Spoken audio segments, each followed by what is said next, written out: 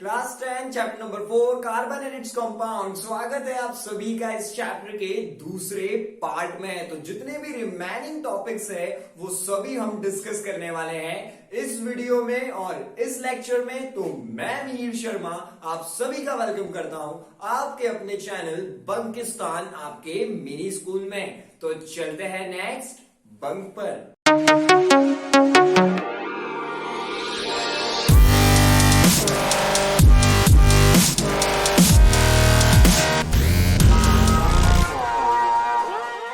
Carbon का introduction, उसकी valency और सारे स्ट्रक्चर कैसे बनाना है ये हम डिस्कस कर चुके थे पार्ट 1 में। अगर नहीं देखा है तो मेक श्योर करिएगा कि पहला पार्ट आप जरूर देखें। अब क्या है, जिन बच्चों ने देख रखा उनके चेहरे पे स्माइल है, सर वो तो बड़े अच्छे से आगे आए, अब तो चैप्टर में आगे लेके चलिए। तो बिल्कुल चलने वाले हैं आगे चैप्टर में। तो चलते हैं आगे। हम सभी ने स्ट्रक्चर बनाना सीख लिया था, कार्बन का जनरल इंट्रोडक्शन भी देख लिया था और बहुत सारी चीजें और बेसिक सीख चुके थे जो चैप्टर में जरूरी है। तो चलिए अब बात करते हैं कोवेलेंट बॉन्डिंग। कोवेलेंट बॉन्डिंग इतना पढ़ा है तो क्या करने वाले हैं अब, कोवेलेंट बॉन्ड और एक और बॉन्ड होता है आयनिक बॉन्ड में डिफरेंशिएट देखने वाले हैं। अब आप बोलेंगे सर डिफरेंशिएट कैसे करेंगे, हमने तो कोवेलेंट बॉन्ड सीखा है, आयनिक बॉन्ड हमें आता नहीं है। तो क्या है, आयनिक बॉन्ड सीखने की जरूरत नहीं है। जब हम इनका डिफरेंशिएट करेंगे ना तो डिफरेंशिएट करना भी सीख जाएंगे और आयनिक बॉन्ड क्या होता है, आयनिक बॉन्डिंग क्या होती है उसका इंट्रोडक्शन भी सीख जाएंगे। इसे क्या कहते हैं पता है हमारे यहाँ कहावत में, एक तीर से दो निशाने। तो चलिए करते हैं एक तीर से दो निशाने। तो डिफरेंशिएट करेंगे आयनिक बॉन्ड और कोवेलेंट बॉन्ड में। तो क्या करेंगे, पहले आयनिक बॉन्ड का एक पॉइंट उठाएंगे और फिर वही प्रॉपर्टी हम डिस्कस करेंगे कोवेलेंट बॉन्ड को लेके। तो आयनिक बॉन्ड क्या होते हैं, ये यहां पर क्या होने वाला है, कॉन्स्टिट्यूएंट पार्टिकल्स आयंस होते हैं। यानी कि क्या होगा, आयनिक बॉन्डिंग कौन दिखाने वाले हैं, आयंस दिखाने वाले हैं। तो पहला पॉइंट क्या है, आयनिक बॉन्डिंग में जो भी है यहां पर क्या होगा, ये कौन करने वाले हैं, आयंस करने वाले हैं। अब आते हैं हमारे कोवेलेंट बॉन्ड की तरफ। यहां क्या होगा, यहां पर कौन करने वाले, कोवेलेंट बॉन्डिंग कौन शो करने वाले हैं, वो शो करने वाले हैं मॉलिक्यूल्स। यानी कि यहां पर क्या होने वाला है, यहां पर जो कॉन्स्टिट्यूएंट पार्टिकल्स होंगे वो क्या है, मॉलिक्यूल्स है। और आयनिक बॉन्डिंग में कॉन्स्टिट्यूएंट पार्टिकल्स क्या है, आयंस है। सर समझ में आ गया, वहां पर आयंस है यहां पर मॉलिक्यूल्स है, बट ये कॉन्स्टिट्यूएंट पार्टिकल्स क्या होता है, constituent particles is a very easy thing. कैसे इजी समझिए, क्या बोला मैंने, 10th क्लास में जितने भी बच्चे हैं, रामू श्याम इंकू पिंकू टिंकू अंकुश सब बाहर आ जाओ। एक तरीका ये हो गया। अब दूसरा तरीका क्या है, मैं बोलूं 10th क्लास के जितने भी बच्चे बाहर आ जाओ। ये दोनों तरीके समझे तो क्या होता है, एटम्स भी होते हैं हम समझते हैं, मॉलिक्यूल्स भी होते हैं, आयंस भी होते हैं। अब एक एक करके बोलना, एटम्स, मॉलिक्यूल्स, आयन। इससे अच्छा क्या बोल दिया, कॉन्स्टिट्यूएंट पार्टिकल्स बोल दिया। क्या बोल दिया, कॉन्स्टिट्यूएंट पार्टिकल्स बोल दिया। तो जब भी हम बोलेंगे कॉन्स्टिट्यूएंट पार्टिकल्स तो उसमें क्या क्या आ गया है, एटम्स भी, मॉलिक्यूल्स भी, आयंस भी। तो कौन इन्वॉल्व होने वाला है आयनिक में, आयंस होंगे कॉन्स्टिट्यूएंट पार्टिकल्स। यानी कि उसी से बन रही है आयनिक बॉन्डिंग, आयन से। और कोवेलेंट बॉन्डिंग में मॉलिक्यूल से। बढ़ते हैं दूसरे पॉइंट की तरफ। अब ये क्या होता है, जो आयनिक वाले हैं ना, यानी कि आयनिक बॉन्डिंग है, ये बड़े सख्त है, यानी कि ये हार्ड क्या होने वाले हैं, बहुत हार्ड होने वाले हैं। तो इनका नेचर क्या होता है, बहुत ज्यादा हार्ड होते हैं। और अब बात करें हम हमारे कोवेलेंट बॉन्ड की, तो ये हार्ड वर्ड नहीं होते, ठीक है। क्या होते हैं, ऐसे बड़े कमजोर होते हैं, क्योंकि क्या है, ये गैसेस भी है, लिक्विड्स भी है और सॉफ्ट सॉलिड होते हैं। सॉलिड में मिलेंगे लेकिन सॉफ्ट सॉलिड होंगे। और क्या होते हैं, गैसेस भी होते हैं, लिक्विड भी होते हैं। हमने H2O बनाया था कोवेलेंट बॉन्डिंग से, लिक्विड था, H2 गैस बनाई, O2 गैस बनाई, N2 भी बनाया, वो क्या था, गैस में था। तो हमको क्या समझ में आया, ये क्या है, जो कोवेलेंट बॉन्ड्स होते हैं, यानी कि जो कोवेलेंट बॉन्डिंग दिखाएंगे, ये क्या होंगे, हार्ड नहीं होंगे। क्यों, क्योंकि ये गैसियस में भी मिल रहे हैं, गैस भी है, लिक्विड भी है और सॉलिड भी है, इसी वजह से ज्यादा हार्ड नहीं होते हैं। जबकि आयनिक बॉन्डिंग वाले जो होते हैं ये बहुत ज्यादा हार्ड होते हैं। अब बात करते हैं melting point, boiling point. Melting point, boiling point क्या होता है? एक ऐसा टेम्परेचर कि उसको इतनी हीट देने के बाद पिघल जाएगा। बोलते हैं ना, इसको 10 गालियां दे दो, 11वीं गाली में तो मारने दौड़ेगा। ठीक है, sorry for the language, but समझने के लिए सबसे अच्छा तरीका है। और क्या है, इसको 10 बार प्लीज बोल दो, 11वीं बार अगर प्लीज बोला ये मान ही जाएगा, मजा आ जाएगा। तो वैसे क्या है, एक ऐसा टेम्परेचर जहां पर क्या हो, ये पिघल जाएंगे। तो बात करें अगर हम आयनिक में, तो इनका पता है क्या होता है, ये नहीं पिघलते, ये इसमें भी सख्त है। यानी कि जो आयनिक बॉन्डिंग में मेल्टिंग और बॉइलिंग पॉइंट होगा, ये बहुत ज्यादा हाई देखने को मिलता है। और बात करें हम कोवेलेंट में, तो क्या होगा, मेल्टिंग और बॉइलिंग पॉइंट बहुत ज्यादा कम देखने को मिलता है। ठीक है, क्या देखने को मिलता है, कम देखने को मिलता है, और ये वॉलेटाइल होते हैं। कोवेलेंट में क्या होगा, मेल्टिंग बॉइलिंग पॉइंट तो कम है और वॉलेटाइल होंगे। और आयनिक में क्या है, मेल्टिंग बॉइलिंग पॉइंट बहुत ज्यादा हाई है और ये वॉलेटाइल होते हैं। अब ये क्या है, ये नॉन वॉलेटाइल होते हैं। समझिए, वॉलेटाइल नॉन वॉलेटाइल क्या है। वॉलेटाइल जो भाप बन जाएगा, नॉन वॉलेटाइल जो भाप नहीं बनेगा। ये चीज भी हमको समझ में आ गई। अब बात करते हैं इलेक्ट्रिकल कंडक्टिविटी की। आयनिक में क्या होगा, सॉलिड स्टेट में, यानी कि कोई क्या है, सॉलिड है, एकदम ठोस है, जैसे कि टेबल हो गए, चेयर हो गए, इस टाइप से क्या है, कोई सॉलिड स्टेट में है, वो इलेक्ट्रिसिटी कंडक्ट नहीं करेगा। मींस वहां पर करंट का फ्लो नहीं होगा। तो क्या होने वाला है, मोल्टन स्टेट में होगा। अब मोल्टन स्टेट पता है क्या होती है, पिघली हुई स्टेट, यानी कि हल्का हल्का लिक्विड में आ गया है। तो क्या होगा, वहां पर इलेक्ट्रॉन्स मूव कर सकते हैं, और हम जानते हैं इलेक्ट्रॉन्स करेंगे मूव तो कंडक्ट होगी इलेक्ट्रिसिटी। तो आयनिक बॉन्डिंग में क्या होगा, इलेक्ट्रिकल कंडक्टिविटी सॉलिड स्टेट में नहीं दिखाते हैं, बट मोल्टन स्टेट में दिखाने लग जाते हैं। और बात करें कोवेलेंट बॉन्ड की, तो इनकी इलेक्ट्रिकल कंडक्टिविटी ना के बराबर है, बहुत कम होती है। अब बात करते हैं हम इनकी सॉल्युबिलिटी की। तो जो आयनिक बॉन्डिंग में क्या है, ये वाटर में सॉल्यूबल होते हैं। समझना, आयनिक बॉन्डिंग वाले क्या बोलते हैं, वाटर हमारा दोस्त है, हम इसमें सॉल्यूबल है। आयनिक जो बॉन्डिंग दिखा रहे हैं, ये क्या है, H2O में सॉल्यूबल है। बट ऑर्गेनिक जो दूसरे सॉल्वेंट है ना, एथेनॉल, अल्कोहल, इन सब में क्या होंगे, इनसॉल्यूबल होंगे। क्या होंगे, इनसॉल्यूबल होंगे। यहां तक बात समझ में आ रही है। ये लास्ट टॉपिक चल रहा है, यानी कि ये लास्ट पॉइंट चल रहा है इस डिफरेंशिएट में। तो ये क्या होंगे, वाटर में इजीली सॉल्यूबल होंगे, ऑर्गेनिक सॉल्वेंट में नहीं होंगे। अब कोवेलेंट उसका उल्टा करेंगे, क्योंकि डिफरेंशिएट पढ़ रहे हैं। तो ये क्या होंगे, वाटर में इनसॉल्यूबल होते हैं। क्या होते हैं, वाटर में इनसॉल्यूबल होते हैं, लेकिन क्या है, इनके ऑर्गेनिक सॉल्वेंट में सॉल्यूबल होंगे। क्या होंगे, ऑर्गेनिक सॉल्वेंट में सॉल्यूबल। तो हमने अच्छे से डिफरेंशिएट समझ लिए। आप रिलीव भी कर पा रहे होंगे, स्क्रीन पे दिख रहा है, स्क्रीनशॉट ले लीजिए। और अगर आलसी नहीं है ना, तो मैं तो बोलता हूं आप लिखे लीजिए। ठीक है, तो चलते हैं नेक्स्ट टॉपिक पर। ये डिफरेंशिएट बहुत ज्यादा इजी है। अगर आपको डाउट आता है तो आप बिल्कुल कमेंट सेक्शन में बोल सकते हैं। चलिए बढ़ते हैं अब नेक्स्ट टॉपिक की तरफ। अब इस चीज को क्लियर करने के बाद हम बात कर रहे हैं एलोट्रॉप्स ऑफ कार्बन के बारे में। तो उससे पहले कि मैं आपको बताऊं एलोट्रॉप्स ऑफ कार्बन कितने टाइप्स के होते हैं, क्या क्या होते हैं और कितने कितने हैं, उससे पहले हम क्या समझते हैं, ये एलोट्रॉप का मीनिंग क्या होता है। आपके माइंड में भी क्वेश्चन आ रहा होगा, सर आपने कार्बन से तो फैमिलियर करवा दिया है, बट ये एलोट्रॉप्स क्या होते हैं। एलोट्रॉप्स पता है क्या होता है, एक एलिमेंट की एबिलिटी, क्या बोल रहा हूं मैं, एक एलिमेंट की एबिलिटी अपना फॉर्म और स्ट्रक्चर बदलने की, उसको बोलते हैं एलोट्रॉप। यानी कि क्या है, वो एलिमेंट अपना स्ट्रक्चर बदल के, फॉर्म बदल के भी एग्जिबिट कर रहा है किसी दूसरे स्ट्रक्चर में, तो उसको हम क्या बोलने वाले हैं, एलोट्रॉप बोलने वाले हैं। नहीं आया होगा अच्छे से समझ, लेकिन आप है बंकिस्तान, क्योंकि ये क्या है, आपका मिनी स्कूल है, तो हम इसे समझेंगे आपकी लैंग्वेज में। क्या है, एक इंसान है, ठीक है, वो क्या करता है, मास्क पहन लेता है, फिक्शन वाली स्टोरीज जैसे होता है ना, उनमें मास्क पहन लेता है। अब वो बाहर निकला तो क्या हुआ, उसका चेहरा बदल गया। तो क्या हुआ, वो इंसान अब क्या हुआ, उसका स्ट्रक्चर बदल गया है, उसका फॉर्म बदल गया है। तो अब उस इंसान को भी याद रखिएगा और एलोट्रॉप्स को भी याद रखिएगा। यहां पर क्या हुआ, इसका स्ट्रक्चर और फॉर्म बदल गया है, और इस इंसान का भी क्या हुआ, स्ट्रक्चर और फॉर्म बदल गया है। अब आप मुझे एक बात बताइए, इसने भले से चेहरा बदल लिया हो और इसने भले से अपना स्ट्रक्चर बदल लिया हो, लेकिन ये अंदर से तो वही होगा। ठीक है, यानी कि किसी इंसान ने अपना चेहरा बदल लिया है, मास्क पहन लिया है, बाहर जाके वो बाहर से तो चेंज हो गया है फिजिकली, दोनों चेंज हो गए फिजिकली, स्ट्रक्चर बना के, ये एलिमेंट भी और ये इंसान भी, बट अंदर से तो इंसान वही है, यानी कि केमिकली अंदर से तो वही है। तो क्या होगा, यहां पर वो स्ट्रक्चर भी केमिकली वही है।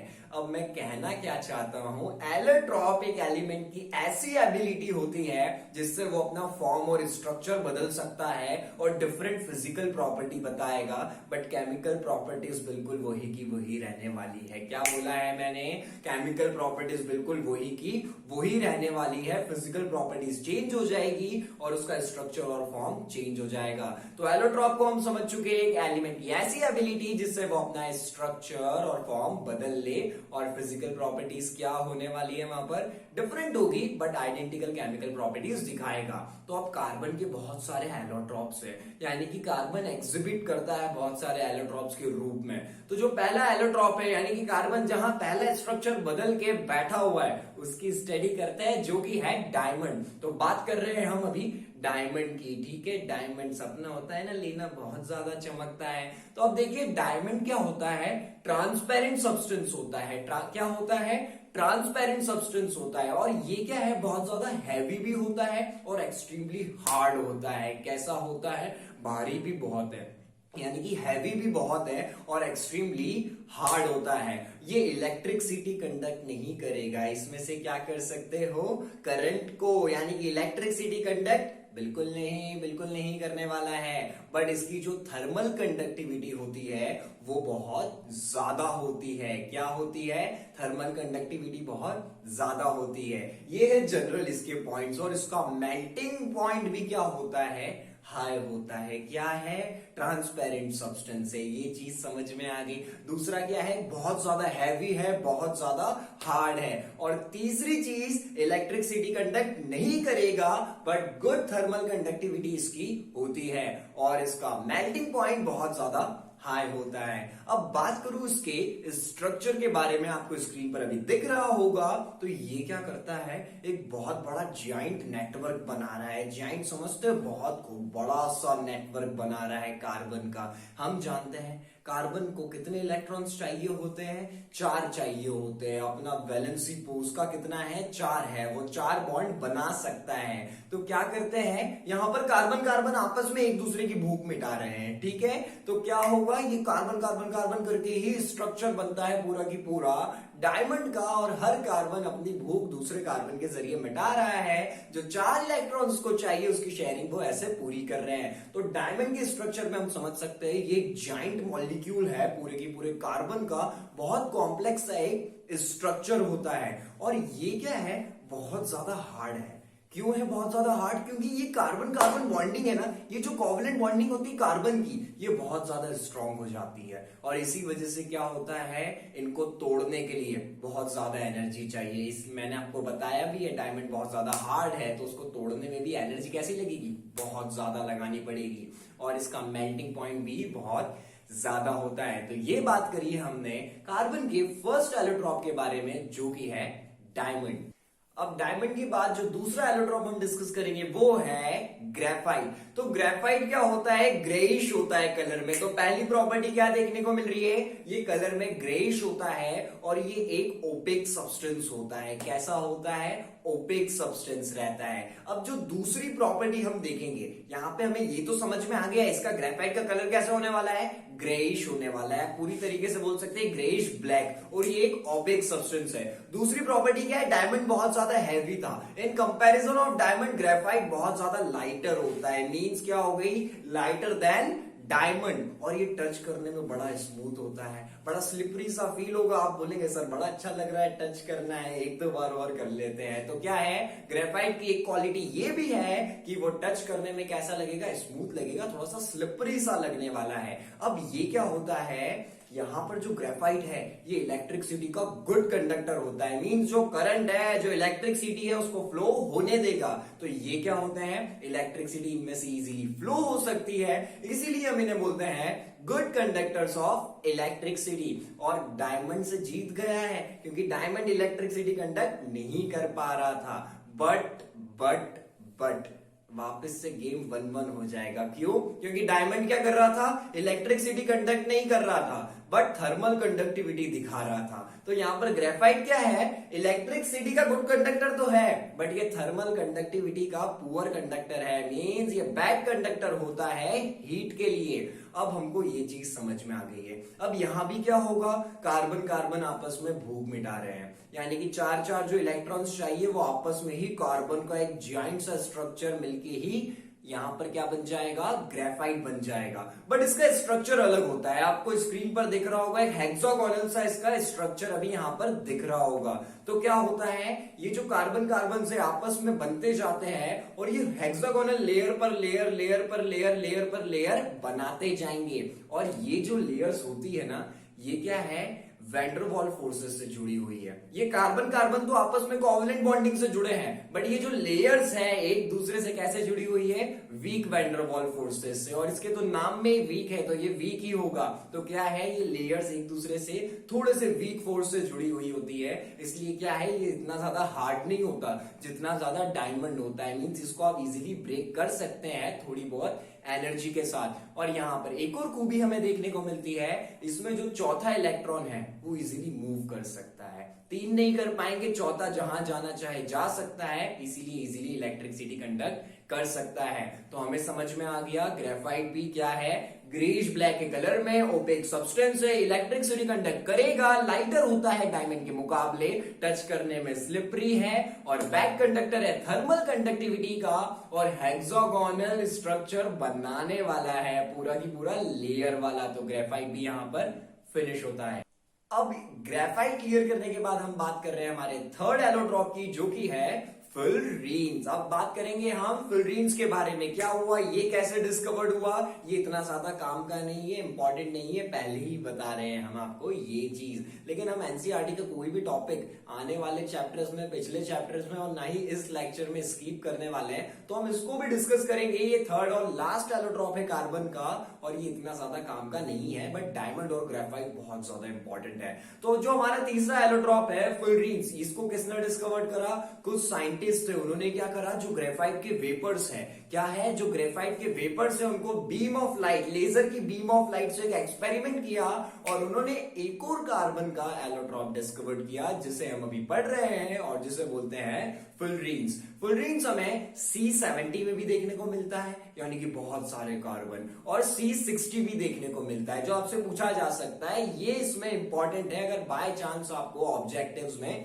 आ जाए। तो क्या होता है C60? आप उसका स्ट्रक्चर भी देख पा रहे होंगे। क्या है? एक फुटबॉल जैसा स्ट्रक्चर बना लेते हैं। ठीक है, आपको खेलने की याद भी हो रही होगी, अरे फुटबॉल भी खेलने जाना है। ठीक है, तो क्या होता है? फुलरीन जो हमारा है C60, ये क्या करता है? एक फुटबॉल जैसा स्ट्रक्चर बना लेता है। इसको डिस्कवर किया था बंकमिस्टर फुलरीन ने, यानी कि क्या है? बंकमिस्टर तो उनका नाम है, और उसे इन्होंने डिस्कवर किया है, तो हमें C60 को क्या बोलते हैं? बंकमिस्टर फुलरीन। तो ये था हमारे फुलरीन्स का एग्जाम्पल, और हमने इसे अच्छे से समझ लिया है। इससे ज्यादा काम का नहीं है, ये मोर देन सफिशिएंट है, बट ग्रेफाइट और डायमंड हमें अच्छे से करके चलना है। तो यहाँ पर एलोट्रॉप्स ऑफ कार्बन का टॉपिक भी खत्म होता है। हमने सभी एलोट्रॉप्स कार्बन के जो एग्जिस्ट करते हैं उन्हें डिस्कस कर लिया है। अब जो नेक्स्ट टॉपिक देखने वाले हैं वो है वर्सेटाइल नेचर ऑफ कार्बन। ये वर्सेटाइल नेचर ऑफ कार्बन क्या चीज है?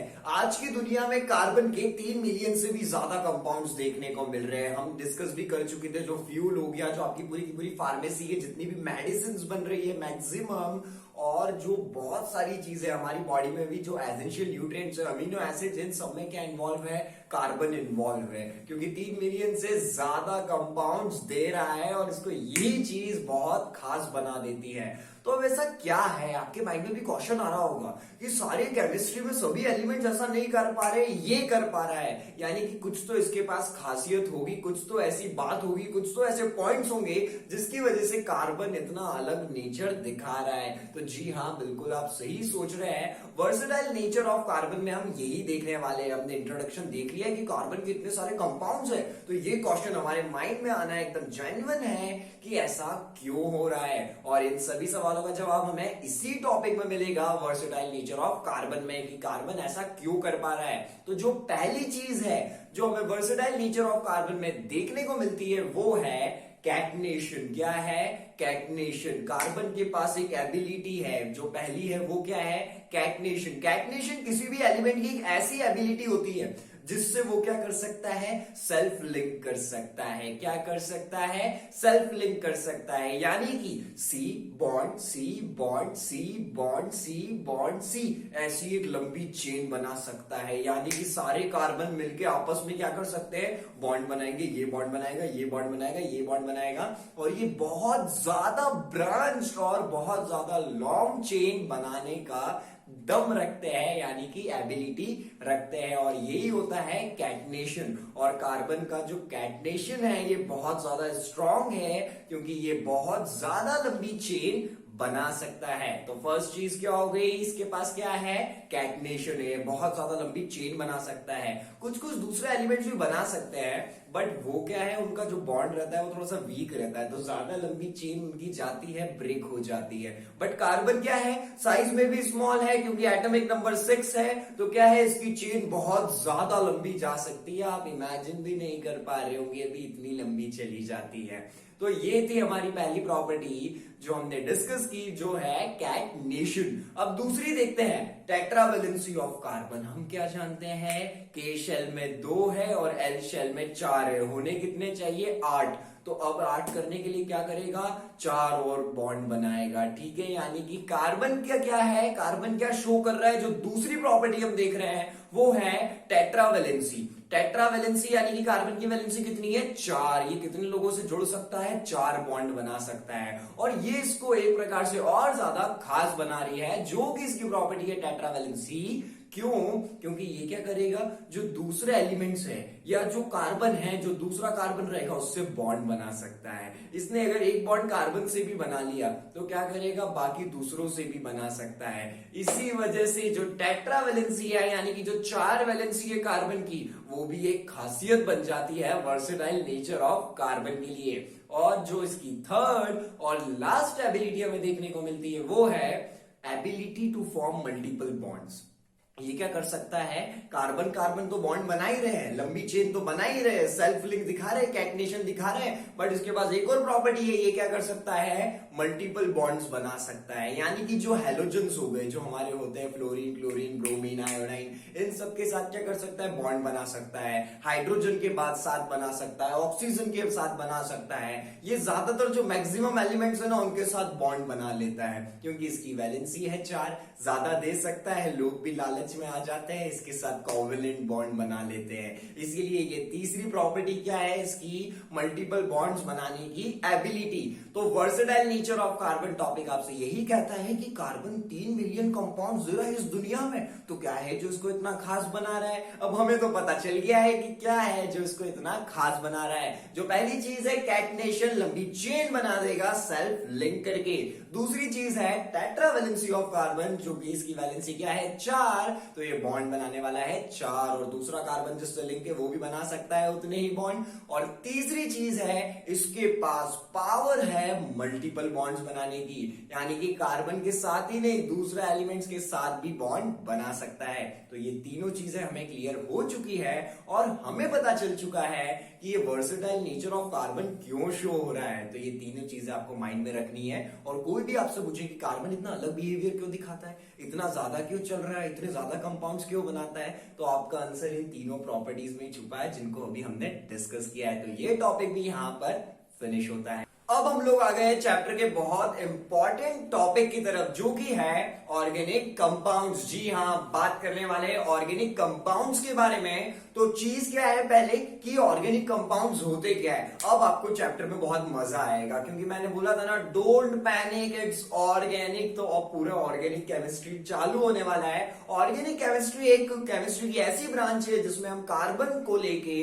और कार्बन जितने भी कंपाउंड्स बनाता है उसकी स्टडी करते हैं। और इस चैप्टर में तो हम यही कर रहे हैं। तो चलिए अब ऑर्गेनिक कंपाउंड्स को शुरू करते हैं। ऑर्गेनिक कंपाउंड्स क्या होते हैं? कार्बन के सारे कंपाउंड्स। क्या बोला मैंने? कार्बन के सारे कंपाउंड, सिर्फ और सिर्फ कार्बाइड्स को छोड़ के, उसके ऑक्साइड्स को छोड़ के, कार्बोनेट्स को छोड़ के और हाइड्रोजन कार्बोनेट्स के सॉल्ट्स को छोड़ के, ये सिर्फ दो चार चीजें जो कार्बन बना रहा है ना, इनको जरा साइड कर देते, कर दे साइड। ये उठाया मैंने कार्बाइड्स, हाइड्रोजन कार्बोनेट सॉल्ट्स और कार्बोनेट्स को उठा के साइड में कर दिया। अब ये कार्बन जितनी भी चीजें बना रहा है ना, ये सब ऑर्गेनिक कंपाउंड्स है। क्या बोला मैंने? इन सबको छोड़ के जितने भी कंपाउंड्स कार्बन बना रहा है, ये सब क्या है?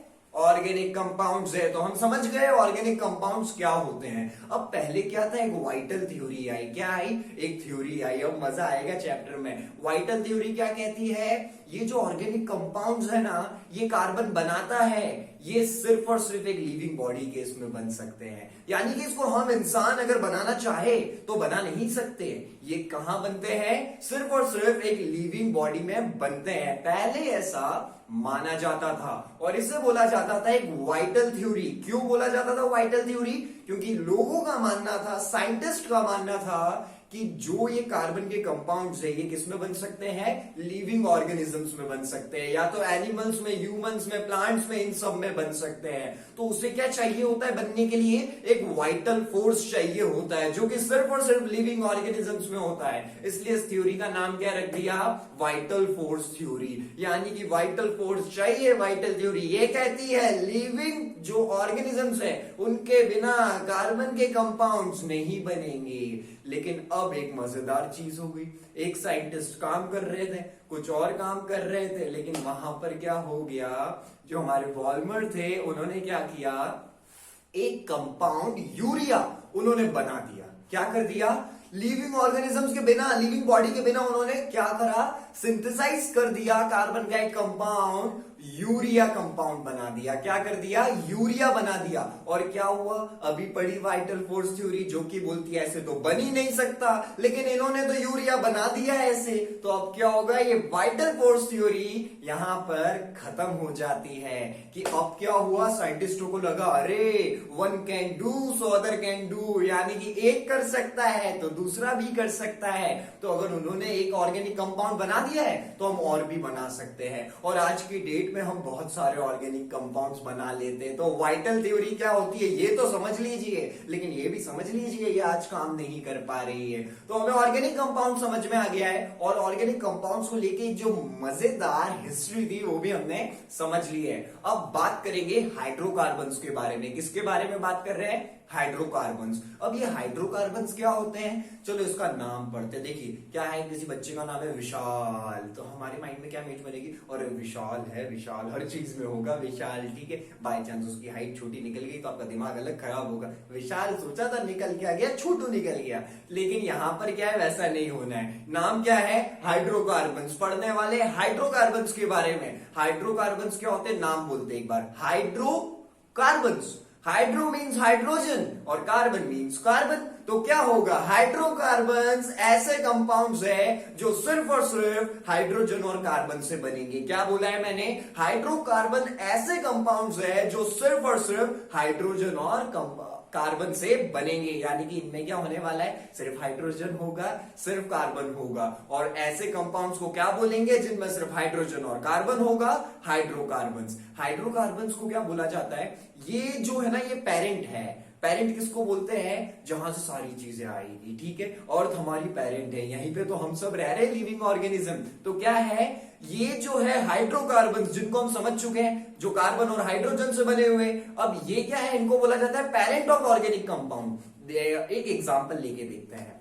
हम लेते हैं CH4, ठीक है। यहां पर क्या है? ये एक हाइड्रोकार्बन है, क्योंकि इसमें सिर्फ कार्बन और हाइड्रोजन है। ये बात तो आपको पकड़ में आ गई कि ये एक हाइड्रोकार्बन है, क्योंकि इसमें सिर्फ और सिर्फ कार्बन और हाइड्रोजन है। अगर हम एक दो हाइड्रोजन हटा के कुछ और लगा देंगे तो कुछ और कंपाउंड बन जाएगा। अगर 2 हाइड्रोजन हटा के कुछ और लगा देंगे तो कुछ और कंपाउंड बन जाएगा। इसलिए हाइड्रोकार्बन्स को क्या बोला जाता है, पेरेंट्स माना जाता है ऑर्गेनिक कंपाउंड्स के लिए। जितने भी ऑर्गेनिक कंपाउंड्स बनेंगे वो इन्हीं में थोड़ा सा क्या करना पड़ेगा, एडिट करना पड़ेगा, थोड़ी सी एडिटिंग करनी पड़ेगी, जैसे यहां पर भी हो रही है। ठीक है, तो हमें ये चीज समझ में आ गई हाइड्रोकार्बन्स क्या होते हैं, इनकी इंपॉर्टेंस क्या है। अब हमें यहां पर इस चैप्टर में 2 टाइप्स देखने को मिलेंगे हाइड्रोकार्बन्स के। पहला वाला है सैचुरेटेड हाइड्रोकार्बन्स और दूसरा वाला है अनसैचुरेटेड हाइड्रोकार्बन्स। तो चलिए धीरे धीरे बढ़ते हैं चैप्टर में आगे। हाइड्रोकार्बन समझने के बाद बात करते हैं इसके दोनों टाइप्स के बारे में, जो कि है सैचुरेटेड हाइड्रोकार्बन्स और अनसैचुरेटेड हाइड्रोकार्बन्स। तो चलिए शुरुआत करते हैं सैचुरेटेड हाइड्रोकार्बन से। तो बात करेंगे पहले सैचुरेटेड हाइड्रोकार्बन्स क्या होते हैं। बड़ा इजी है। सैचुरेटेड हाइड्रोकार्बन्स ऐसी कार्बन की चेन या ऐसे कार्बन के कंपाउंड्स जिसमें क्या हो, सिर्फ और सिर्फ सिंगल कोवेलेंट बॉन्डिंग हो। क्या हो, कोवेलेंट बॉन्डिंग तो होगी क्योंकि कार्बन बॉन्ड ही कोवेलेंट बॉन्डिंग से बनाने वाला है, लेकिन सिंगल बॉन्ड हो। देखिए अभी आपको स्क्रीन पर दिख रहा होगा, क्या है, सी बॉन्ड सी बॉन्ड सी, क्या है, सिंगल बॉन्ड बना रहा है। देखिए बॉन्ड क्या होता है, जो एक एलिमेंट को दूसरे एलिमेंट से जोड़ रहा है। और कार्बन कैसे बॉन्ड बनाता है, कोवेलेंट बॉन्डिंग से। वो क्या होती है हम बहुत अच्छे से समझ चुके थे।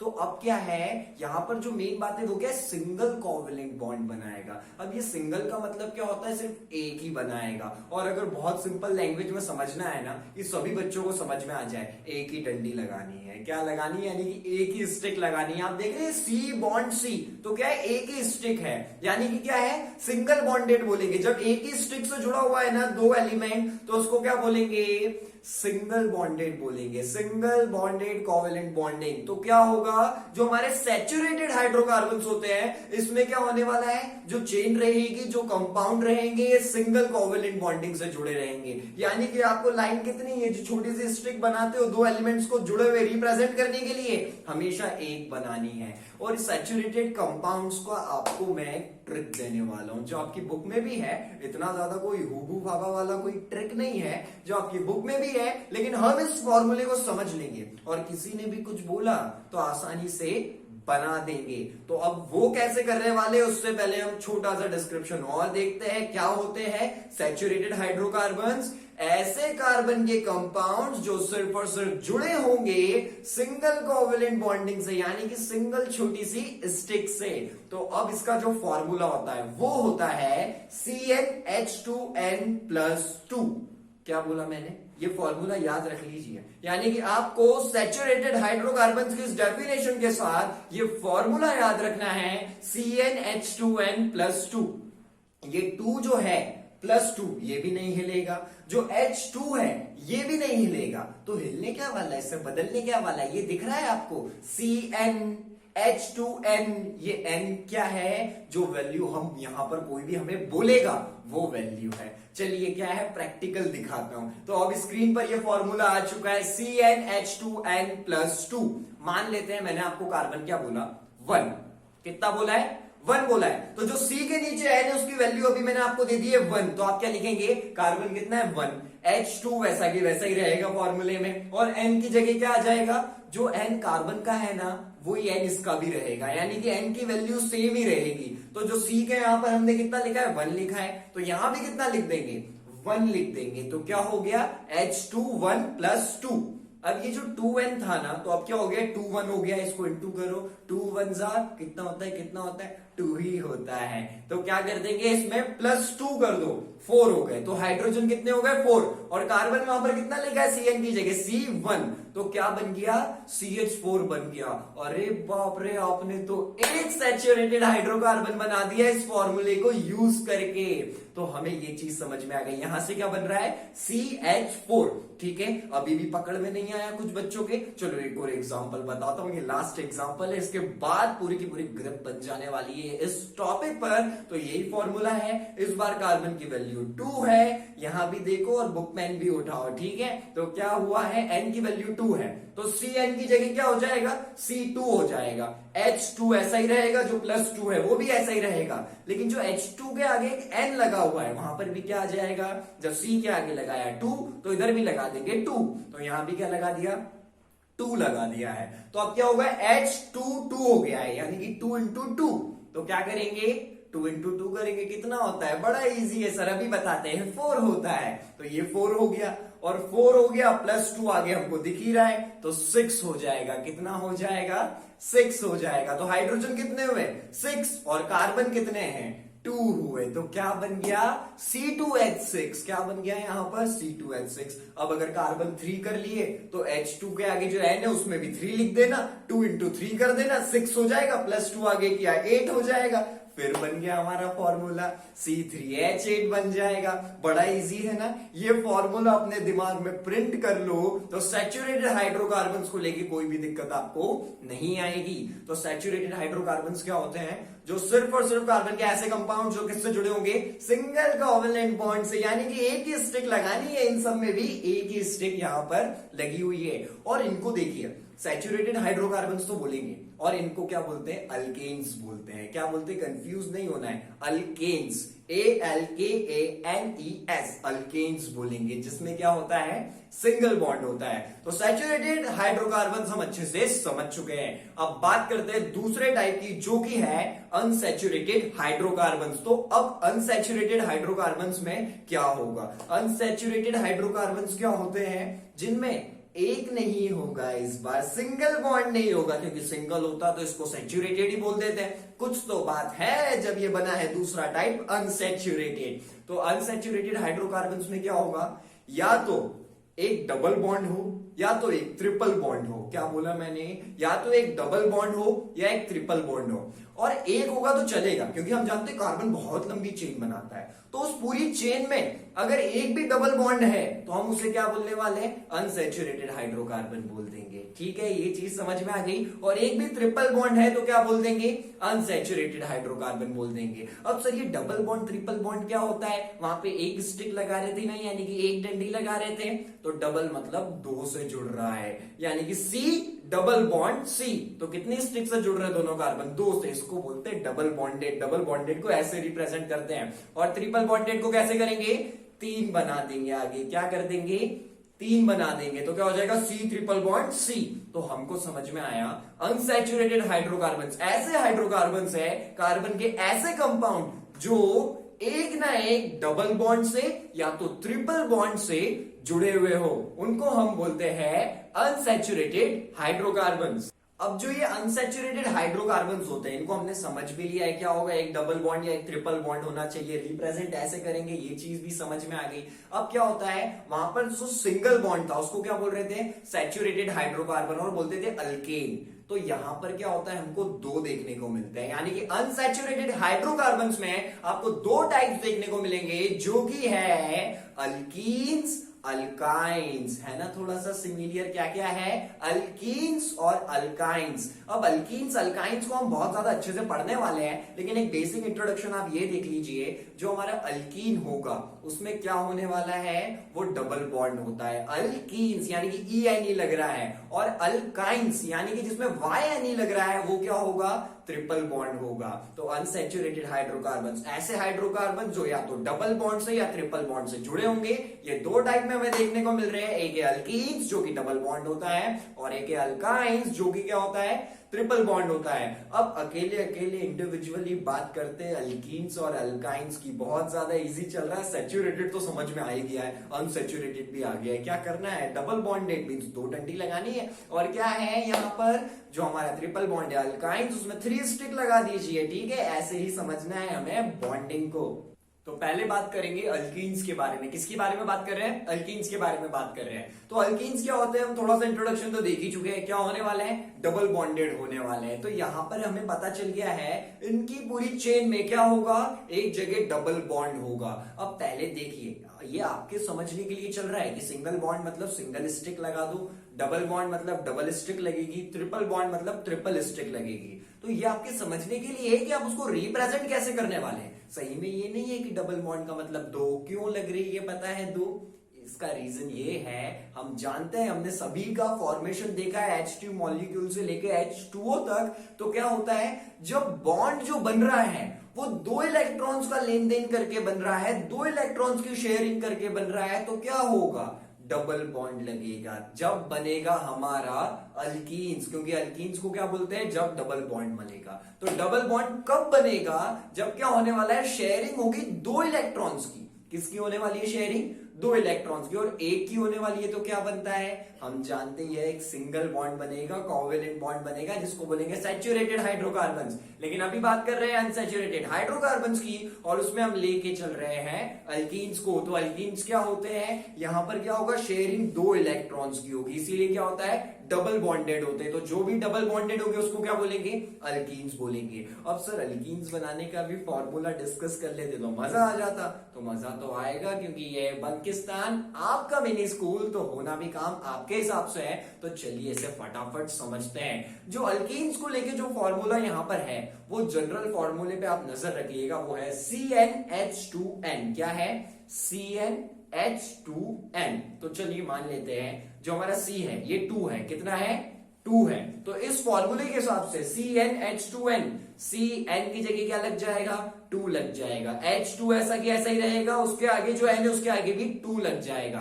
तो अब C 2 है, H क्या है, 2 इंटू 2 हो जाएगा, क्योंकि N की वैल्यू क्या रखी है, 2 रखी है, तो कितना हो जाएगा, 4 हो जाएगा। अब कार्बन कितने हैं, 2 है, और हाइड्रोजन कितने हैं, यहां पर 4 है। कितने देखने को मिल रहे हैं, 4 देखने को मिल रहे हैं। तो अब क्या होगा, यहां पर जब बॉन्ड बनेगा तो वो क्या बन जाएगा, डबल बॉन्ड बन जाएगा। क्यों बनेगा, इसका रीजन मैं आपको यहीं पर समझा रहा हूं। हम आगे सभी के स्ट्रक्चर्स देखने वाले हैं, वहां पर ये चीज क्लियर होती है, बट आपके मन में 2-3 मिनट पे डाउट नहीं रहे, इसलिए हम यहीं पर डिस्कस कर लेते हैं। क्या बनने वाला है, C2H4। क्या बनेगा, C2H4 बनने वाला है। तो अब क्या होगा, कार्बन जो है उसकी वैलेंसी कितनी है, 4 होती है। अब वो 4 बॉन्ड बनाएगा, लेकिन क्या होगा, यहां पर हाइड्रोजन क्या है, थोड़े से कम पड़ जाएंगे, क्योंकि क्या है, 2 कार्बन है यहां पर। इसीलिए हमें क्या लगाना पड़ेगा, डबल बॉन्ड, ताकि क्या हो,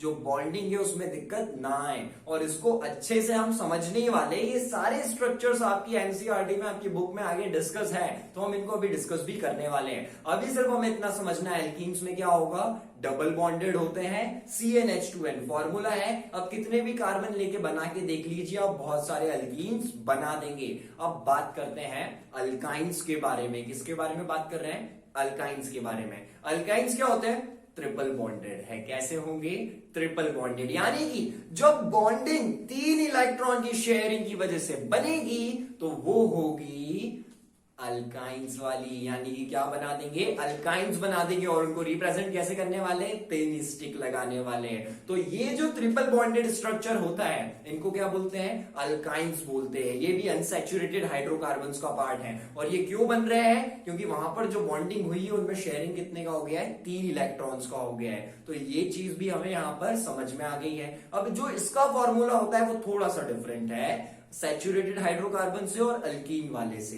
क्या डिफरेंस है देख लेते हैं। CnH2n -2, क्या करना है, -2, एक नई चीज आ गई है। तो अब क्या होगा, CnH2n -2 है, तो C की वैल्यू ले लेते हैं 2 ले लेते हैं। क्या ले लेते हैं, 2 ले लिया, तो Cn की जगह क्या हो जाएगा, C2 हो जाएगा। अब वहां पर H2n आपको दिख रहा है, तो H2 वैसा ही रहेगा, N की जगह 2 आ जाएगा और -2, तो 2 इंटू 2 करेंगे 4 हो गया। बट 4 क्या है, फिर आगे -2 लिखा है, तो वो 2 ही हो जाएगा। तो अब क्या हुआ, क्या बनेगा, C2H2। कितना बनेगा, C2H2। जैसा कि आप यहां पर भी उसका स्ट्रक्चर देख पा रहे हैं, और आपको सेम टू सेम इसी टाइप से लिखना है। यहां पर समझ में भी हमें आ गया है और लिखने का पैटर्न भी हमें दिख रहा है, और इसी वे में लिखेंगे तो पूरे पूरे नंबर मिलने वाले हैं। तो हमें अल्कीन्स भी समझ में आ गया, डबल बॉन्ड बनाएगा, और अल्काइंस ट्रिपल बॉन्ड बनाएगा, और उन्हें जो बोलते हैं वो क्या होते हैं, अनसैचुरेटेड हाइड्रोकार्बन्स। तो अब हमने अनसैचुरेटेड हाइड्रोकार्बन्स में जो दोनों पार्ट होते हैं, अल्कीन्स और अल्काइंस, दोनों को अच्छे से डिस्कस कर लिया है, दोनों का फॉर्मूला भी देख लिया है। लेकिन अब जो कॉम्प्लिकेटेड चीज है कि ये बहुत सारे जो स्ट्रक्चर बनेंगे सैचुरेटेड हाइड्रोकार्बन में भी और अल्कीन्स, अल्काइंस, इन सब में भी, तो वो बनते कैसे हैं। अब आपके मन में जो इन टॉपिक्स को पढ़ने के बाद जो थोड़े थोड़े डाउट आ रहे हैं ना, उन सबका सॉल्यूशन होने वाला है। तो बात करते हैं अब सभी स्ट्रक्चर की कि वो कैसे बनने वाले हैं। तो अब हम सैचुरेटेड हाइड्रोकार्बन्स और अनसैचुरेटेड हाइड्रोकार्बन्स समझ चुके हैं। सैचुरेटेड बड़ा सिंपल था, अनसैचुरेटेड हाइड्रोकार्बन्स में क्या था, हमें अल्कीन्स देखने को मिले, अल्काइंस देखने को मिले। उनका फॉर्मूला भी समझा हमने और स्ट्रक्चर भी समझा, लेकिन फिर भी अच्छे से समझ नहीं आया। सर कुछ इंपॉर्टेंट स्ट्रक्चर्स मिल जाते तो मजा आ जाता, तो वो आपकी बुक ने भी दे के रखा है। तो अब हम क्या करने वाले हैं, जो इंपॉर्टेंट स्ट्रक्चर्स है सैचुरेटेड हाइड्रोकार्बन्स के भी, अनसैचुरेटेड हाइड्रोकार्बन्स के भी, उनको डिस्कस करने वाले हैं कि वो बनने कैसे वाले हैं। और अगर आपने अभी इन सबको अच्छे से स्टडी कर लिया तो बस सैचुरेटेड हाइड्रोकार्बन और अनसैचुरेटेड हाइड्रोकार्बन्स की बस डेफिनेशन याद कर लीजिए, क्योंकि वहां से आपसे कोई स्ट्रक्चर आना है तो वो इन सभी में से कोई ना कोई होगा। तो पहले स्ट्रक्चर की बात करते हैं। पिछले जितनी भी चीजें सीख चुके हैं उनको दिमाग में रखना है। क्यों रखना है, क्योंकि अब वो बहुत काम आने वाली है कि हमने कितनी शिद्दत से इस चैप्टर को अभी तक पढ़ा है। तो जो पहला स्ट्रक्चर है वो है C2H6 इथेन। क्या देखने को मिलता है, इथेन है हमारा पहला स्ट्रक्चर। हम इसको बनाने वाले, तो इथेन है यानी कि क्या है, अल्केन है। पीछे जब ANE लगा है तो वो क्या होगा, अल्केन। हम जानते हैं अल्केन मीन्स सिंगल बॉन्ड, और अगर क्या है अल्कीन यानी कि इथीन होता तो पीछे क्या है ENE, तो वो क्या है, अल्कीन है यानी कि डबल बॉन्ड। और अगर पीछे लग जाता YNE यानी कि इथाइन, तो क्या हो जाता, ट्रिपल बॉन्ड यानी कि वो अल्काइन है। अभी भी मैसअप हो रहा है। चलिए डायरेक्ट स्ट्रक्चर पे आते हैं और सारे कंफ्यूजन्स को क्लियर करते हैं। तो जो पहला हमको देखने को मिलता है वो है इथेन। इथेन का फॉर्मूला होता है C2H6। क्या होता है इथेन, C2H6 होता है हमारा इथेन। तो अब ये बनेगा कैसे, चलिए इसको कॉम्प्लेक्स क्या है, हमने बस फॉर्मूला देख लिया है C2H6 इथेन। अब चालू करते हैं कि ये बनने कैसे वाला है, और पूरा की पूरा फॉर्मेशन यहां पर हम करेंगे और आपके फिंगर टिप्स पर होगा, आप भी इसको करके दिखा सकेंगे। तो क्या होता है, पहले हमको लेने कार्बन कितने, C2H6 यानी कि 2 कार्बन है, दोनों कार्बन को ले लीजिए। अब क्या करना है, सिंगल बॉन्ड से जोड़ दीजिए। क्या करा आपने, C बॉन्ड C लिख दिया, जैसा आप अभी स्क्रीन पर भी देख पा रहे होंगे। तो C बॉन्ड C लिख चुके हैं। अब क्या होगा, कार्बन की वैलेंसी कितनी होती है, 4 होती है। कितने बॉन्ड बना सकता है एक कार्बन, 4 बना सकता है। तो आपको वो बात नजर में रखनी है कि एक कार्बन 4 बॉन्ड बना सकता है। तो यहां पर हमने क्या करा है, C2H6 जो हमारा इथेन उसको बनाने के लिए C बॉन्ड C लिख दिया है। अभी भी देखो क्या है, दोनों कार्बन एक एक बॉन्ड दे चुके हैं। कैसे दे चुके, एक C से जुड़ा है, वो दूसरा C भी उस C से जुड़ा है, तो C बॉन्ड C, तो दोनों की एक एक वैलेंसी तो खत्म हो गई है। बट अभी भी कार्बन बॉन्ड कितने बनाता है, 4 बनाता है। तो वैलेंसी खाली कितनी है, 3 वैलेंसी अभी भी खाली है। तो क्या करना है, तीनों वैलेंसी को भी भर देते हैं। देरी किस बात की है, तो क्या होगा, 3 हाइड्रोजन दोनों पे अटैच कर देते हैं, क्योंकि 6 हाइड्रोजन है हमारे पास। तो क्या करते हैं, जो पहला वाला कार्बन है उसके ऊपर एक और हाइड्रोजन, साइड में एक और हाइड्रोजन, नीचे एक और हाइड्रोजन, और इस साइड से तो वो दूसरे कार्बन से जुड़ा ही हुआ है, तो 3 हाइड्रोजन भी पूरे हो गए। अब इस वाले कार्बन की वैलेंसी पूरी बची हुई है, उस वाले की वैलेंसी तो पूरी हो गई। इस साइड से वो कार्बन से जुड़ा है और उधर तीनों साइड से वो हाइड्रोजन से जुड़ चुका है, तो उधर वाले कार्बन की वैलेंसी कंप्लीट हो चुकी है। चलिए अभी अपने पास कितने हाइड्रोजन बच रहे, 3 बच रहे। तो देखते हैं इस वाले कार्बन की भूख हम मिटा पाते हैं कि नहीं मिटा पाते हैं। तो ये जो दूसरा कार्बन है जुड़ा हुआ है, उस कार्बन से तो C बॉन्ड C बना रहा है, तो यहां पर भी उन तीनों हाइड्रोजन को लगा देते हैं। ऊपर एक हाइड्रोजन, साइड में एक हाइड्रोजन और नीचे एक हाइड्रोजन। हाइड्रोजन खत्म हो गए, बुरी बात है, लेकिन अच्छी बात ये इसकी वैलेंसी भी शांत हो चुकी है और हम कर चुके फॉर्मेशन C2H6 का, यानी कि इथेन का। देखिए कार्बन 2 ही है और हाइड्रोजन 6 है, और ये ऐसा स्ट्रक्चर क्यों बना रहे हैं हमें ये भी समझ में आ गया, क्योंकि कार्बन की वैलेंसी है 4, इस वजह से ऐसा स्ट्रक्चर बन रहा है, क्योंकि एक वैलेंसी तो वो आपस में मिलकर शांत कर लेंगे और बाकी की हाइड्रोजन शांत कर देगा। तो हमें ये चीज समझ में आ गई है, C2H6 जो हमारा इथेन है वो कैसे बनने वाला है। इसका स्ट्रक्चर हम कर चुके हैं क्लियर। अब बात करते हैं अगले स्ट्रक्चर की। अगला स्ट्रक्चर क्या है, प्रोपेन है। कौन सा है हमारा अगला स्ट्रक्चर, प्रोपेन, जिसका फॉर्मूला होता है C3H8। प्रोपेन का मतलब क्या होता है, 3 कार्बन लेने, आप याद भी रख लीजिए और प्रोपेन का फॉर्मूला याद रख लीजिए। आगे चल के स्ट्रक्चर बनाना तो हमारे लिए सिंपल हो ही रहा है। तो क्या होगा, प्रोपेन है C3H8 होता है। तो फिर से वही चीज करनी है, कार्बन कार्बन को पहले जोड़ देते हैं। तो कार्बन कितने हमारे पास, 3 कार्बन हैं, तो C बॉन्ड सी, तो क्या हो गया सी बॉन्ड सी। तो हमने क्या करा, तीनों कार्बन को पहले एक दूसरे से जोड़ दिया है। तो जो पहला वाला कार्बन है उसकी 3 वैलेंसी बाकी है क्योंकि वो दूसरे कार्बन से जुड़ा है, तो एक चली गई। और जो बीच वाला कार्बन है उसकी 2 वैलेंसी चली गई। कैसे? इस साइड से एक कार्बन से जुड़ा है, उस साइड से दूसरे कार्बन से जुड़ा है, इसकी 2 बच रही है। और जो लास्ट वाला हमारा कार्बन है उसकी भी 3 वैलेंसी बच रही है क्योंकि वो एक सेंटर वाले कार्बन से जुड़ा है, बाकी की खाली है। तो करें इनकी भूख शांत। तो देखिए अपने पिटारे में कितने पड़े हुए हाइड्रोजन, क्योंकि हम बना रहे हैं प्रोपेन जिसका फॉर्मूला है C3H8, यानी कि 8 हाइड्रोजन हैं, बड़े सारे हैं। चलिए इन्हें फिट करते हैं। तो क्या है, पहले कार्बन में ऊपर एक हाइड्रोजन, साइड में एक हाइड्रोजन और नीचे एक हाइड्रोजन लगा दीजिए। तो पहले वाले कार्बन की वैलेंसी कंप्लीट हो गई, तीनों हाइड्रोजन और एक साइड से कार्बन से जुड़ा हुआ है, हो गए इसके 4। चलते हैं दूसरे वाले पे जो कि है बीच में। बीच वाला इस साइड से जुड़ा है, उस साइड से भी जुड़ा है, तो 2 वैलेंसी तो कंप्लीट है, 2 खाली है। तो क्या करो, इसकी भी भूख शांत करते हैं, 2 हाइड्रोजन इसको दे देते हैं। तो यहां पर भी ऊपर एक हाइड्रोजन लगाया, नीचे एक हाइड्रोजन लगाया, इसकी भूख भी शांत हो गई। हमने 5 हाइड्रोजन को ठिकाने लगा दिया है, अब हमारे पास सिर्फ 3 बच रहे हैं। तो अब क्या करेंगे, जो लास्ट वाला कार्बन है उसकी वैलेंसी कितनी कंप्लीट है, 1 कंप्लीट है क्योंकि वो साइड वाले कार्बन से जुड़ा हुआ है, लेकिन 3 बच रही है। और खुशी की बात ये है हमारे पास हाइड्रोजन भी 3 बच रहे हैं, तो लगा देते हैं वहां पर तीनों की तीनों हाइड्रोजन। तो तीनों हाइड्रोजन एक ऊपर, एक साइड में और एक नीचे हम वहां पर लगा देंगे, और इसका स्ट्रक्चर भी क्या हो जाएगा, कंप्लीट हो जाएगा। क्या बन गया, प्रोपेन बन गया। प्रोपेन का फॉर्मूला हमने याद रख लिया C3H8, और बनने कैसे वाला है ये भी हमें पता चल चुका है। तो जो हमें स्ट्रक्चर बनाना था C3H8 वो भी हम बना चुके। तो प्रोपेन कैसे बनना है हमें समझ में आ चुका है। और अब आपको एग्जाम में कैसे लिखना है, तो क्या हुआ, प्रोपेन बनाने के लिए आया, प्रोपेन का फॉर्मूला याद रख लीजिए। प्रोपेन मतलब 3 कार्बन, तो C3H8 होगा। तो C3H8 लिखने के बाद स्ट्रक्चर बनाना तो हो गया सिंपल, पहले कार्बन कार्बन को जोड़ दो, फिर जितने भी हाइड्रोजन है पिटारे में से उनको निकालो और एक एक की वैलेंसी शांत करते जाओ, जैसे हम यहां पर कर रहे हैं। तो प्रोपेन भी हमें क्लियर हो गया है। अब बात करते हैं हमारे अगले स्ट्रक्चर की। क्या है, इथीन है हमारा। कौन है, इथीन के बारे में बात कर रहे हैं। इथेन पढ़ चुके हैं, इथीन के बारे में बात कर रहे हैं। इथीन का फॉर्मूला होता है C2H4। क्या होता है इथीन का फॉर्मूला, C2H4। तो पहले वही नियम, कार्बन कार्बन को जोड़ देते हैं, 2 कार्बन है हमारे पास, तो C बॉन्ड C हो गया। ठीक है, अब क्या है, हमारे पास 4 हाइड्रोजन बच रहे हैं, मिटाते हैं कार्बन की भूख, जिसकी भूख होती है 4, उसे 4 चाहिए। तो अब क्या होगा, हम हाइड्रोजन को लगाते हैं। हमारे पास हाइड्रोजन कितने हैं, 4 है। तो 2 हाइड्रोजन उस कार्बन पर लगा दीजिए और 2 का हाइड्रोजन इस कार्बन पर लगा दीजिए। तो हमारा क्या हो गया, C बॉन्ड C आपस में जुड़ा हुआ है और दोनों से 2-2 हाइड्रोजन जुड़े हुए हैं।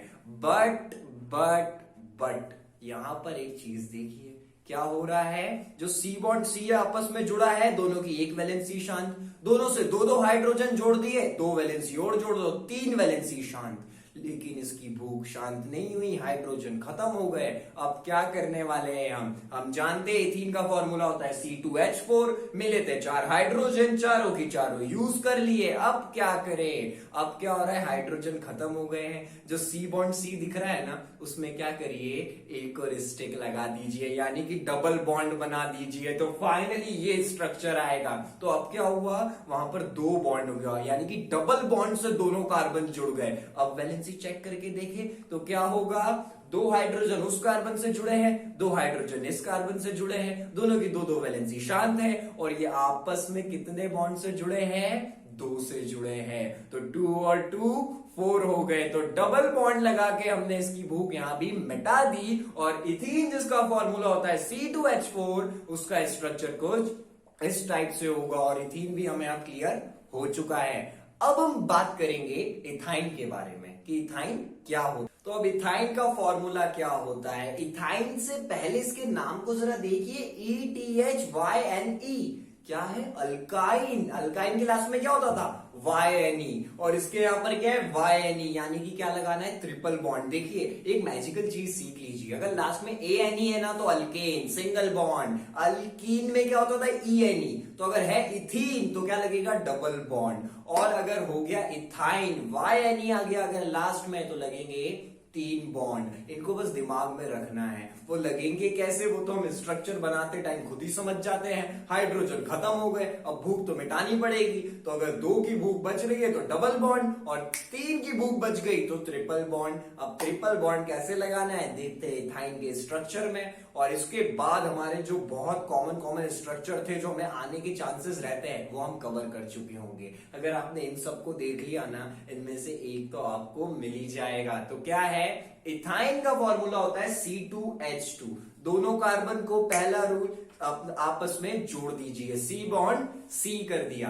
अब क्या है पिटारे में, सिर्फ 2 हाइड्रोजन है इस बार हमारे पास, क्योंकि इथाइन का फॉर्मूला क्या होता है, C2H2 होता है। तो क्या करा, एक हाइड्रोजन उस कार्बन को दे दो, एक हाइड्रोजन इस कार्बन को दे दो। तो अब कार्बन की वैलेंसी अगर हम देखें, एक तो वो आपस में जुड़ा हुआ है तो 1 तो यहां चली गई। अब दोनों एक एक हाइड्रोजन से जुड़े हैं तो दोनों की वैलेंसी कितनी भरी हुई है, 2। लेकिन अभी भी सर 2 की भूख बाकी है, क्या करें, कुछ नहीं करना है, हाइड्रोजन तो खत्म हो गए क्योंकि फॉर्मूला है C2H2।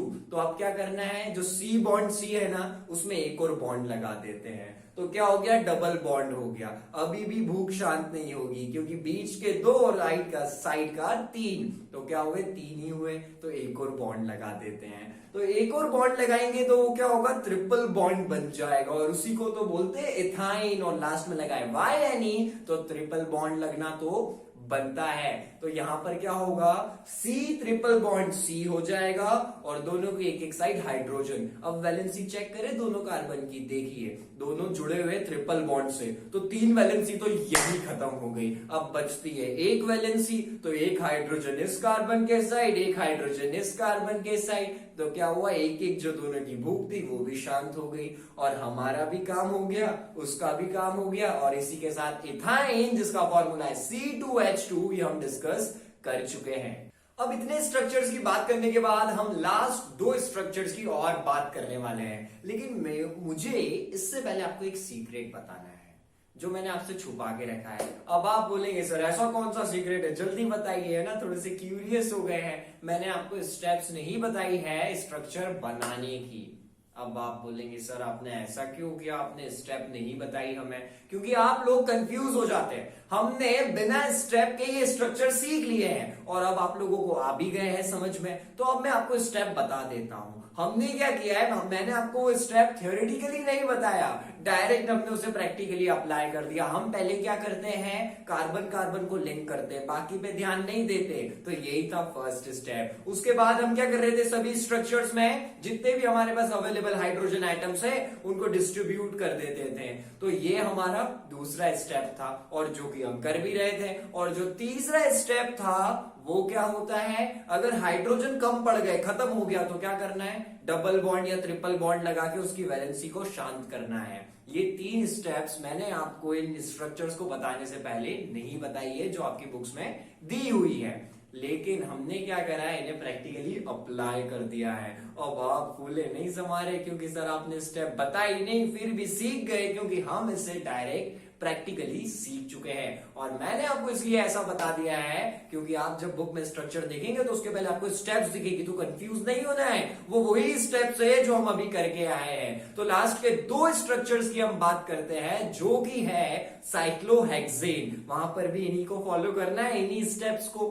तो अब क्या है, साइक्लोहेक्सेन क्या होता है, C6H12 क्या होता है, C6H12। और यहां पर हमें क्या करना होगा, यहां पर हमें एक रिंग बनाना है। क्या करना है, जितने हमारे पास अवेलेबल कार्बन है ना उससे आप क्या करिए, एक रिंग बना दीजिए। तो अब क्या है इसका फॉर्मूला, साइक्लोहेक्सेन का C6H12 इसका फॉर्मूला है। तो क्या करते हैं, बना देते हैं पूरा की पूरा रिंग। तो पहले क्या करना है, सिंगल बॉन्ड से जितने कार्बन हमारे पास है उनको अटैच करना है। तो C bond C bond C bond C bond C करते हुए आप एक ऐसा स्ट्रक्चर बना लेंगे जो आपको स्टेप फर्स्ट में वहां पर दिख रहा है। ठीक है, अब इसके बाद क्या है, पिटारे में से निकालो हाइड्रोजन, वो कितने देके रखे हुए हैं, H12 देके रखे हुए हैं। तो इन 12 हाइड्रोजन्स को अपन क्या करते हैं, बांट देते हैं। क्या कर देते हैं, बांट देते हैं। तो यहां पर कार्बन कितने, 6 है और हाइड्रोजन है 12। तो 6 को बांटोगे तो कितने कितने बांटोगे, डिस्ट्रीब्यूशन अच्छे से करना है ना, किसी के साथ ना इंसाफी नहीं करनी है। 12 हाइड्रोजन है, 6 कार्बन है, 2-2 सबको दे देते हैं, सबकी भूख देखते शांत होती है कि नहीं।